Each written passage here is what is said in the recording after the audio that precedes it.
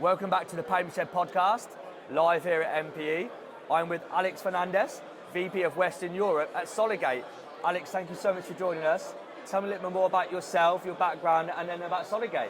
Well, thank you so much for having me, Justin. I'm really happy to be here having this conversation with you. Look, I've always worked at payments.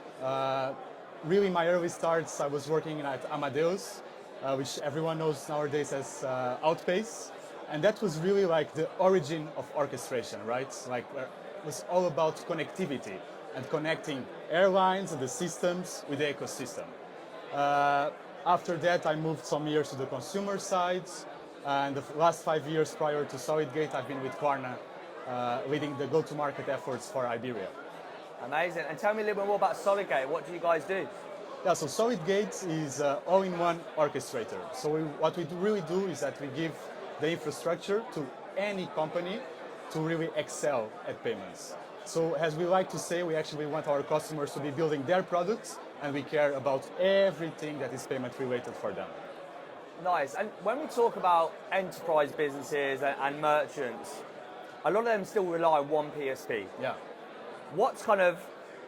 Why do they still rely on one PSP when there's so many other options out there? Yeah.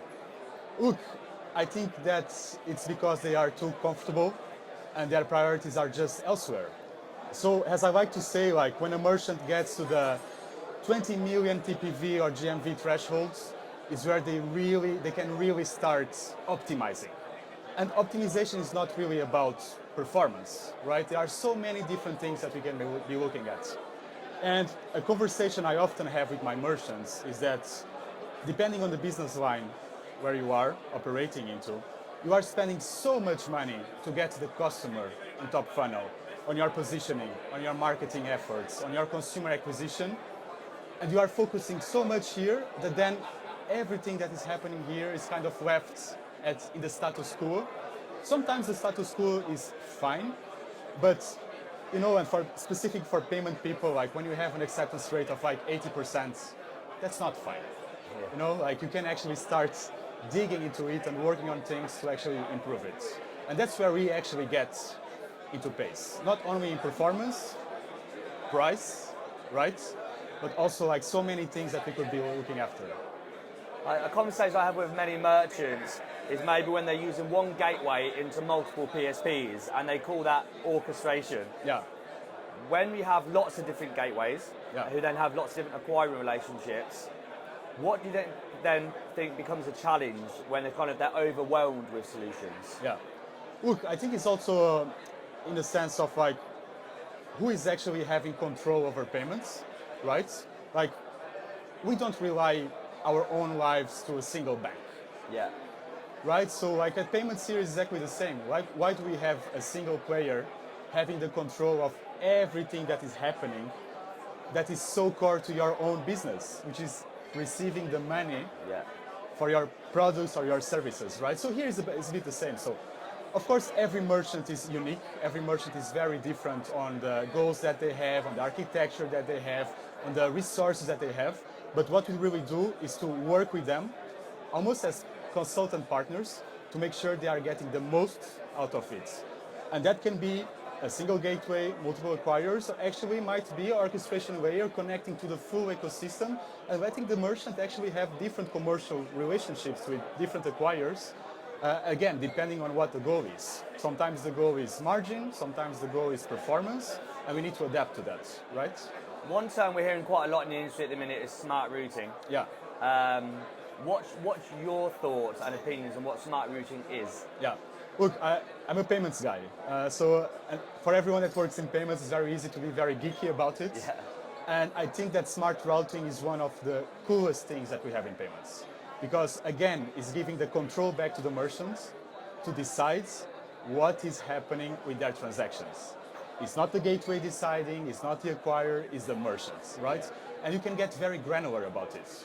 Like for many people, routing is just about saying, okay, like 20% of the volume goes here, 30% goes there and elsewhere, but it's not really about it. Like you can get really like in details about like location of the merchant, location of the consumer or the merchant or where the entity is, obviously. Then in terms of like location of the consumer, type of card, bank, and so many other things that we can actually do on a mega data perspective. So sometimes I sit with some merchants and I'm actually realizing that their needs on a routing perspective are actually much more complex because they want to route having some business criteria that we don't even have an idea, right? So some of the merchants actually send us the segmentation on the API message for us to be able to route that way, right? But the most common routing that I see is really about balancing volumes, finding better performance, and then of course pricing, right? It's quite interesting that kind of this new on-us transactions, where you want to be maybe processing your transactions for a certain card issuer through to a certain acquirer. Yeah. How difficult does that become as a merchant to try and do that on your own? It's our everyday.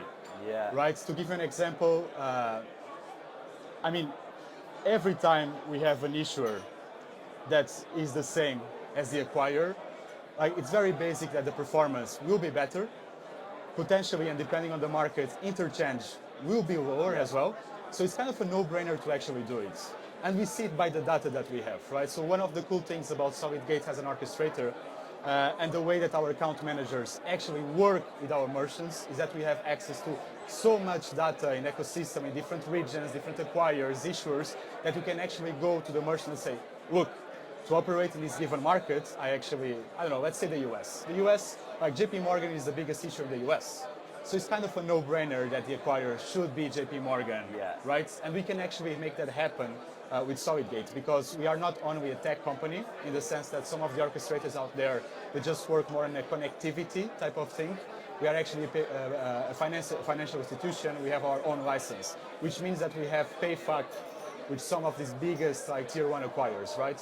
So we can actually get into the details of things and make things work for merchants. Allows you to kind of benchmark acceptance rates, right? And you can be proactive with your customers to say, based on a customer A, we've seen an increase here, so we can now go and roll that out across other merchants. Exactly. The coolest thing about it is just that we just don't get in saying like, maybe you should try out Adyen. No, I go directly to Adyen, I open the meets for the customer, and we start like testing in situ. So some of the numbers that we see sometimes are really impressive. Like we are talking about like recovery rates around like 8% by cascading, right? And 90% of merchants out there, they are not using cascading nowadays. And it's so powerful, right? And then of course, like the very basic layer of acceptance rates. When you are moving like from one acquirer to the other, we are talking about deltas of like up to 5%. And talking about tier one acquiring as well, right? So when you get into the numbers, you get very impressed by the type of revenue that we are actually bringing back to the CFOs, to the decision makers. So it's something that, on my perspective, is really a no-brainer when we are talking about enterprises, companies. And then it comes back to that whole kind of situation you mentioned around merchants spend so much money on getting customers to the checkout. You want to make sure that the minute they press submit or pay now, that the rest of the journey is as smooth as possible. Yeah, that works. Things that they need to work. It needs to work, And talk to me a little bit kind of about, when we look at acceptance rates, it's always the positive. What about decline rates? Kind of what do you see as a false decline? Yeah. Look, so many things. And then, of course, like it's very different per different PSP. In the sense that, you know, like the decline codes that they use and so on. So what we really try to do is to bring it everything to the same layer. So not only the merchant knows how to act, but we also know how we can actually influence the better performance of that given merchant, right? And one thing that we see, like we know that who has actually the power on setting a transaction is actually the issuer bank. And sometimes, you know, like so many things can happen actually in terms of the API, the messaging, the time of the day, whatever, that can actually make the issuer bank feel not so comfortable about accepting a given transaction. So just by the ability of being able actually to cascade, we can actually recover a lot. Now, sometimes I have merchants that come to me with an acceptance rate of like 90+%. And you'll say, yeah, this is a very solid acceptance rate. Like maybe there is not much I can do that. But the reality is that by having a single point of failure, just by trying out different cascades, you always recover some money. Sometimes it's 2%, sometimes it's 3%, but 3% at the scale of a multi-million-dollar business, that's a lot of money. Then you have the different side of the coin, which is some merchants come to us with a very good pricing with their local acquiring partner, let's say, in specific niche markets, not one of these big guys. And they have a very decent pricing, but they have acceptance rates around like 70+%. And there, when we get into the game of, okay, I will respect your commercial interests here, we will put this local acquirer in the first layer, but I'll start cascading to tier one acquirers, or often Solidgate, because we can actually process and we can actually acquire as part of the plan. There's the game changer. I think it all makes sense. So quick question. Do we think PSPs have got a little bit of a hate for orchestration platforms? I don't think they will admit it, but they have. Yeah. Because it's nonsense when you get to a certain level of volume to be putting all your money in a single provider. Yeah. Right? And can be one of the biggest providers, but that just does not make sense. Yeah. Because not everyone can give you a level of service that you might need given the complexity of your business. And then it comes as well pricing discussion and so on.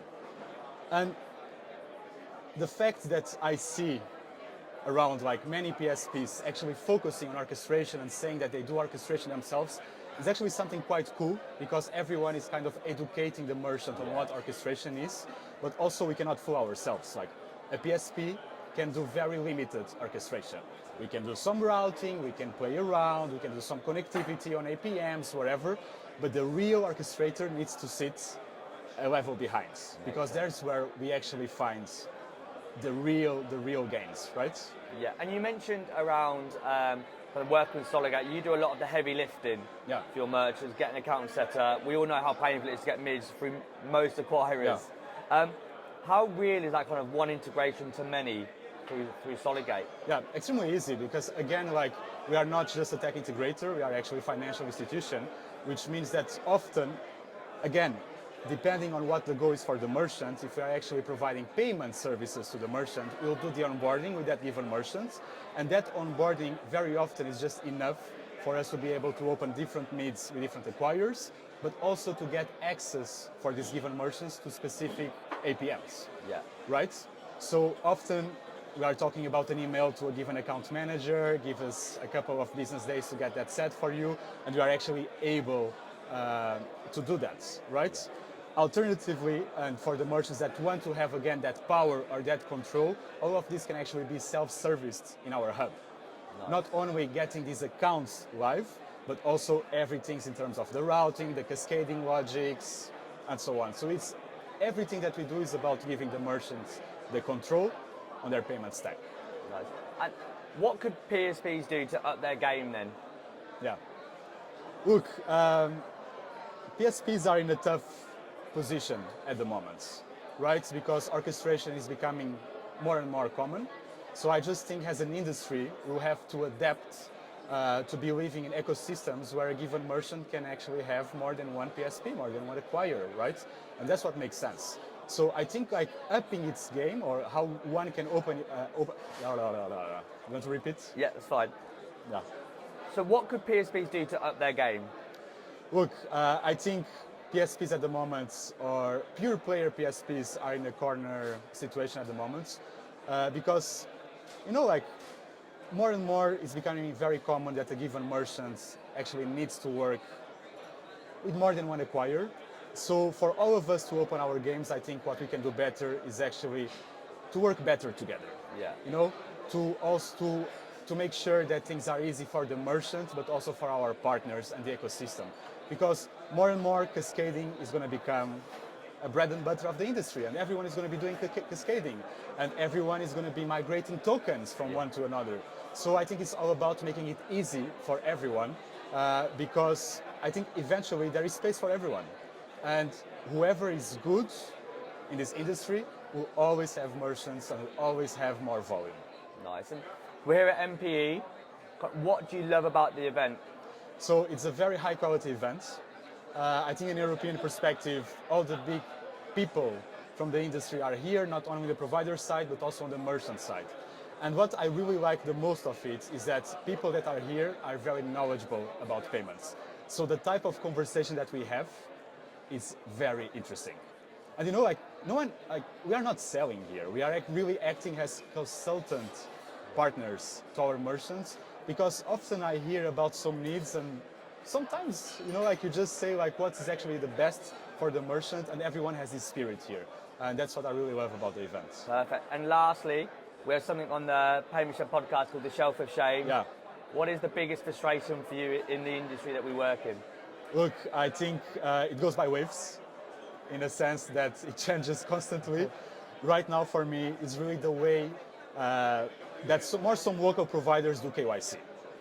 I think nowadays we have so many cool companies, so many offering really smooth KYC tools, and sometimes you see some stuff that like sending a UBO to a specific branch to sign some papers. That's what gets me crazy. So there is a lot to be done still in that I have field. to agree, onboarding is still painful in 2026 as it was 20 years ago. Yeah. Right? That's where it what was it is. paper applications, there's still frustration, even though some of it's more digital, it still takes just as long. It has to go to a risk review team, and merchants just want to get traded, and then frustrating for them. Yeah. Absolutely agree. Alex, thank you so much for joining us today. Enjoy the rest of the show. It's a pleasure. Thank you. Thank you.